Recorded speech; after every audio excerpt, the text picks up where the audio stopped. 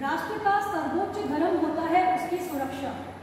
राष्ट्र का सर्वोच्च धर्म होता है उसकी सुरक्षा, और अपने शत्रुओं को कमजोर समझना ही अपनी सबसे बड़ी कमजोरी होती है।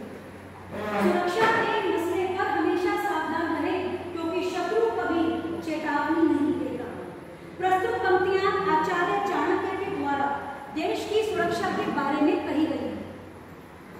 सभी को मेरा नमस्कार। आदरणीय निर्णायक मंडल एवं मेरे प्रिय साथी, आज हम सब यहाँ वाद विवाद प्रतियोगिता के लिए एकत्रित हुए हैं और हमारा विषय है, क्या भारत को भी अपनी सुरक्षा के लिए इजराइल जैसे कदम उठाने चाहिए। मैं दृढ़ता के साथ विषय के पक्ष में अपने विचार प्रस्तुत करना चाहती हूँ। यदि हम वैश्विक परिस्थितियों को देखें तो हम पाएंगे कि इजराइल इतना छोटा सा देश होने के बाद भी किस प्रकार विपरीत परिस्थितियों में अपनी देश की स्वतंत्रता, अखंडता और सुरक्षा को कायम रखने में सक्षम है। अब समय है कि भारत को भी इजराइल की सुरक्षा नीतियों से सीख लेनी चाहिए। साथियों, किसी भी देश की स्वतंत्रता और अखंडता वहां की सुरक्षा नीतियों पर आधारित होती है। मैं कुछ बिंदुओं के माध्यम से आपको बताना चाहूंगी किस प्रकार भारत इजराइल की सुरक्षा नीतियों से सबक ले सकता है। इजराइल का युद्ध सुरक्षा प्रणाली, इजराइल की युद्ध सुरक्षा प्रणाली अपने आप में बहुत उन्नत है। उन्नत तकनीक का प्रयोग उसके द्वारा किया जाता है।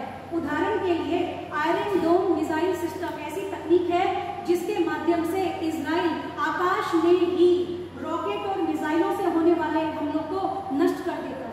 भारत को भी अपने डिफेंस सिस्टम में इसी प्रकार की तकनीक का प्रयोग करना चाहिए। यही नहीं, इसके अलावा इजराइल की जासूसी खुफिया एजेंसी मोसाद विश्व भर में अपने कार्य के लिए प्रसिद्ध है।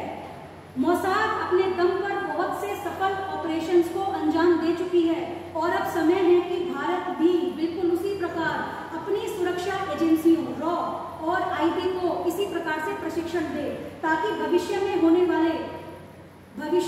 वाले हमलों को समय से पहले पता लगा के नष्ट किया जा सके। इजराइल अपनी सुरक्षा के लिए प्रोएक्टिव डिफेंस सिस्टम का इस्तेमाल करता है, यानी सक्रिय सुरक्षा रणनीति, जिसमें वह समय से पहले शत्रु पर आक्रमण करने की नीति अपनाता है। पूर्व में भारत ने भी इस नीति का प्रयोग किया है।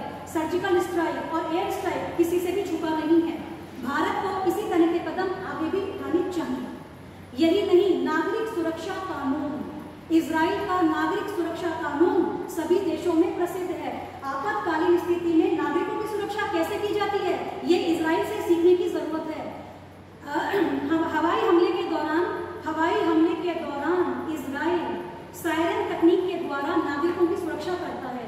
भारत भी इससे सीख लेकर अपने बहुत सारे आंतरिक मुद्दों पर नागरिकों की सुरक्षा कर सकता है। यही नहीं मित्रों, इजराइल ऐसा देश है जो अपनी शिक्षा के क्षेत्र में नवाचार करके सीधा इसको अपनी सुरक्षा के साथ जोड़ता है।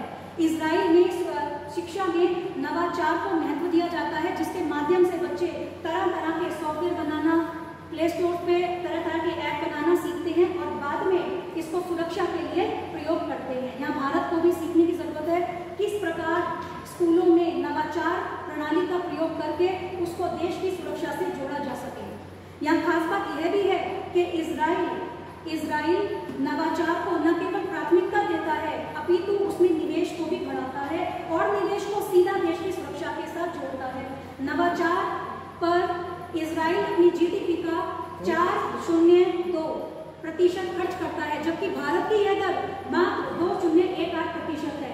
यहाँ साथियों मैं कहना चाहूंगी कि भारत को भी इस दर को बढ़ाने की आवश्यकता है, क्योंकि सिर्फ सेना से युद्ध से देश को मजबूत नहीं बनाया जाता। नवाचार में निवेश करके, तकनीकों में निवेश करके भी हम ये बात सीख सकते हैं इजराइल से कि किस प्रकार देश की सुरक्षा की जा सकती है।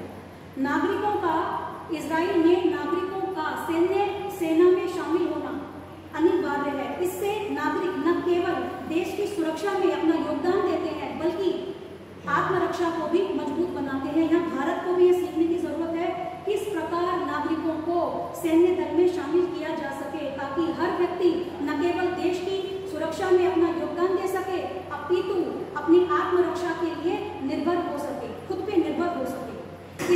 साथ साथ इजराइल का अंतर्राष्ट्रीय संबंध दूसरे देशों से बहुत अच्छे हैं, तकनीकी साझेदारियां अच्छी हैं, जिसकी वजह से गूगल, माइक्रोसॉफ्ट, एप्पल ऐसी बहुत सारी कंपनियां हैं जिनके R&D यानी कि रिसर्च एंड डेवलपमेंट सेंटर, अनुसंधान विकास केंद्र इजराइल में है। इसका परिणाम यह है किसी भी देश की इतनी हिम्मत नहीं है कि वो इजराइल को बुरी नजर से देख सके। इसी तरह की साझेदारियां भारत को भी दूसरे देशों के साथ करनी चाहिए। अंत में मैं ये कहना चाहूंगी, भले ही भारत की परिस्थितियां इजराइल से अलग हैं, मगर सुरक्षा के क्षेत्र में हमें भी जोखिम उठाना पड़ता है। भले भारत का पाकिस्तान और चीन के साथ सीमा विवाद हो, या फिर आतंकवादी घुसपैठ, या फिर कोई और आंतरिक मुद्दा, ऐसे बहुत से मुद्दे हैं जहां हम इजराइल की सुरक्षा नीतियों से सबक लेकर अपने भारत को एक संगठित और सुरक्षित राष्ट्र बना सकते हैं। और यह जरूरी है कि साथ ही साथ हम दूसरे देशों से भी बहुत कुछ सीख सकते हैं। अंत में मैं कुछ स्वरचित पंक्तियों से अपनी वाणी को विराम देना चाहूंगी। देश की सुरक्षा करेगा हर इंसान, देश की सुरक्षा करेगा हर इंसान, या तो बनेगा वीर जवान हो या बनेगा वैज्ञानिक महान। सबक लेंगे हम इजराइल से, सबक लेंगे हम इजराइल से और बनाएंगे देश को शक्तिशाली। देश की सुरक्षा में सहयोग देंगे सब और भारत बनेगा